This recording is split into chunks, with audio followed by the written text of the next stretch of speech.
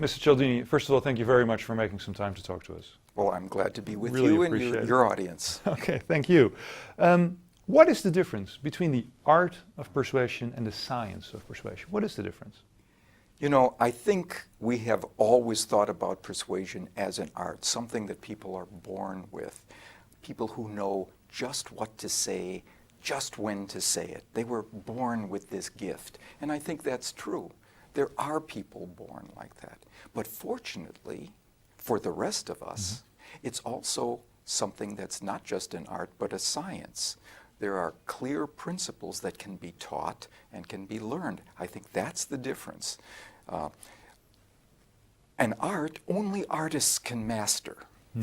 But a science, because it provides logical, clear steps to take to achieve a goal, we can all improve our influence by understanding what the science has told us. Your work is unique in the sense that you are one of the first to actually see this difference and start working on it. When did you come to the realization that it's not just an art of persuasion, there is a science as such? When did you start realizing this? You know, I think I started realizing it when I recognized that I was saying yes to people for reasons that I didn't quite understand. I didn't know why I was giving to these charities that I had never heard of, that why I was buying products I didn't really want. People would come to my door and sell me things. And I recognized, well, wait a minute. There must be a science to this. There must be a system that they're using that could get me to say yes to things I didn't really want. I wonder what that science tells us. And so I began to study the factors that increase the likelihood that people will say yes in a scientific way. To see how influencing in day-to-day practice works, you actually went undercover, so to speak. You worked at a car dealership, at a real estate brokerage, in a restaurant, and so on. What are some of the most important things you learned at the time when it comes to persuading people? There was one thing that surprised me, because when I looked at those settings, at the people who were arranging for others to say yes to them more frequently, I didn't just look at the average individual. I looked at the best persuaders within each of those professions. And what I expected was that those people who were at the top of their industry would spend more time structuring what it was that they were offering to people, the logic of it, the clarity of their case, the features, the most positive aspects of what, and they would spend a lot of time arranging their case, arranging what they would present to people. That's not what I found. The aces of the profession, the top performers, spent more time on what they did and said immediately before they made their request. So, for example, you just described the authority principle. Before they ever presented their position, they would establish their authority. And that changed the way people thought about the very same features of what they were presenting. So it was always what they did first. They were kind of like gardeners.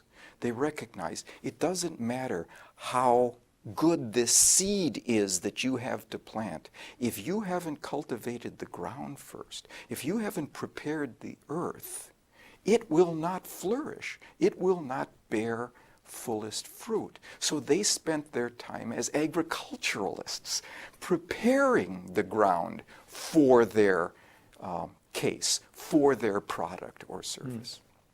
One of the small examples I found very illustrating is that when I go to buy a new car every so many years, and I bring my old car in to see how much it is worth for them to appraise it, I always thought they actually looked at the car to see what it was worth. And you give an example with, what is it? Looking for golf balls, I think it is. What is it exactly about that the golf balls have to do with trading in a car? Yes, car salesmen are trained not just to look at the trade-in, but to look for evidence of what the hobbies and the interests are of the customer.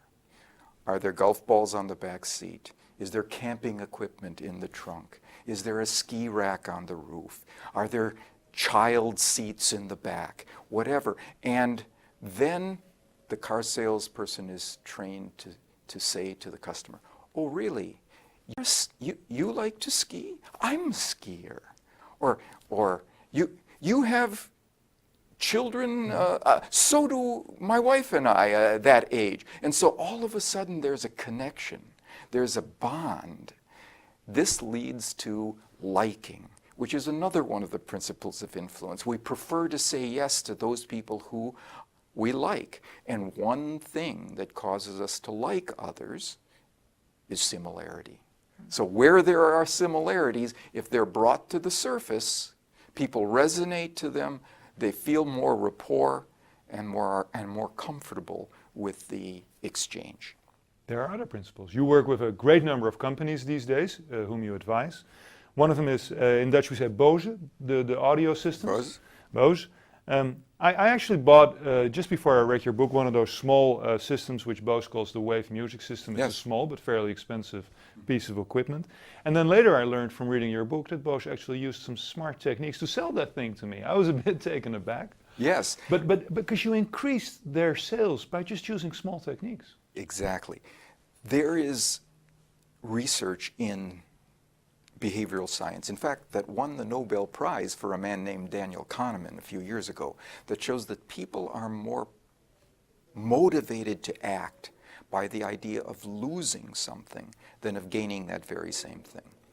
The first advertising campaign that Bose used for its Bose Wave Music System was a complete disaster for them. They did not sell anything like the number of units they expected because it was a great piece of equipment. No competitor had anything like it on the market. And the ad said new features, new simplicity, new performance, new elegance, and so on. Just people were uncertain. If it's new, I don't know if I should move in that direction. So they sat on the fence. We asked them to change the word at the top from new to hear what you have been missing. Now, with that lead in, the new features and performance and elegance and so on, those were things people were going to miss. They were going to lose if they failed to move in that direction. That created a 45% increase in sales for the same unit, the same piece of equipment, but engaging the idea of losing something was simply more mobilizing of action than the idea that they would gain it if they chose it. The idea that they would lose it, more powerful. So people are entitled to honestly tell their audience what will be lost if what is being recommended is not chosen. There are other principles still. Yes. The campaign of Barack Obama, you've used an example of other principles being used well. Because Barack Obama was an unknown guy, a black person, he had a funny name, difficult to elect. And you said that campaign used some of these principles very well. What are some of the things Barack Obama and his team did that you said that's well, smart? I think that was really smart was because there was some uncertainty. One of the things that people use to decide how to reduce uncertainty in themselves about a candidate or a product, anything, is they look around them. What are a lot of other people like me doing in this situation? And what the Barack Obama campaign featured in all of their ads was a sea of faces behind him and in front of him.